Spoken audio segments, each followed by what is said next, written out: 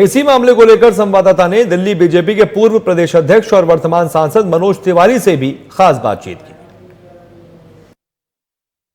उत्तर प्रदेश में लगातार पत्रकारों की हत्या हो रही है। इस मामले को लेकर विपक्ष पार्टियां जो है इस वक्त सत्ता पक्ष पर पूरी तरीके से हमलावर होती नजर आ रही है। इसको लेकर ज्यादा बातचीत करने के लिए फिलहाल मेरे साथ मौजूद है दिल्ली बीजेपी के पूर्व अध्यक्ष और वर्तमान सांसद मनोज तिवारी जी। सर, सवाल सीधा है, कई पत्रकारों की हत्या लगातार हुई है, चाहे वो विक्रम जोशी का हम मैटर देखें गाजियाबाद से या फिर हाल ही में कल का मुद्दा उठाया जाए बलिया में। क्या लगता है, क्योंकि विपक्ष साफ तौर पर कह रहा है कि सत्ता पक्ष कानून नहीं संभाल पा रहा?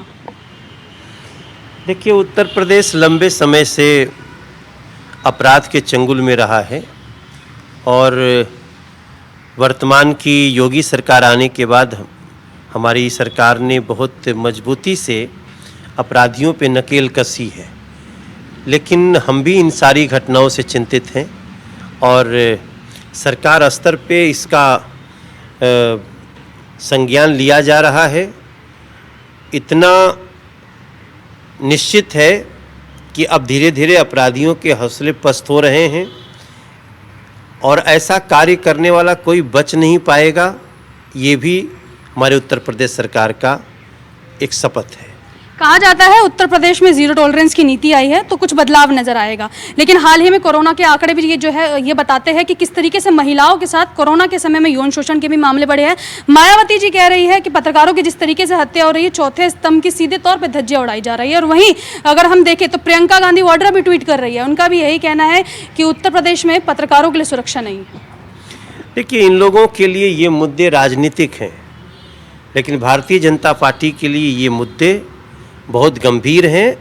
इन्हें एड्रेस कर रहे हैं हम, और हम विश्वास दिलाना चाहते हैं कि इस तरह के अपराध करने वाले लोगों का अब अंत समय आ गया है। दिल्ली से भी एक सवाल पूछा जाएगा, मेट्रो को लेकर क्या लग रहा है कि मेट्रो की शुरुआत होनी चाहिए? क्योंकि अरविंद केजरीवाल ने केंद्र को जो है दोबारा लेटर भी लिखा है और फिर से जो है मेट्रो की शुरुआत करने की बात की है।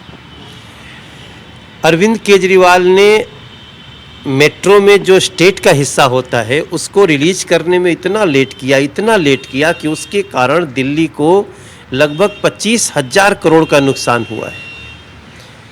कंपनी जिसके साजो सामान, कंस्ट्रक्शन के सामान वापस भेजने पड़े।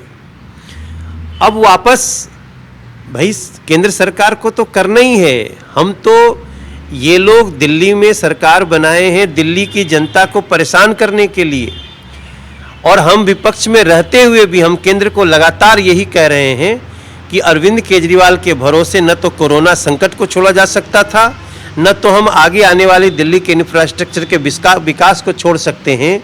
क्योंकि आप देखिए, आए दिन दिल्ली में समस्याएं आती हैं, चाहे वो जल जमाव की हो या फिर मेट्रो के विकास की हो। ये चुप मार के ये और ही करप्शन में लगे रहते हैं। इनको दिल्ली से बाहर जाकर चुनाव लड़ने की जितनी चिंता होती है, उतनी चिंता अगर दिल्ली को ठीक करने की हो जाए तो केंद्र सरकार को इसमें पड़ने की आवश्यकता नहीं पड़ती। लेकिन फिर भी अरविंद केजरीवाल का दिखावा है, नाटक है। हम निश्चित रूप से दिल्ली को विश्वास दिलाते हैं कि मेट्रो का कार्य कई जगह तो हम बिना स्टेट की सहायता के आगे बढ़ चुके हैं।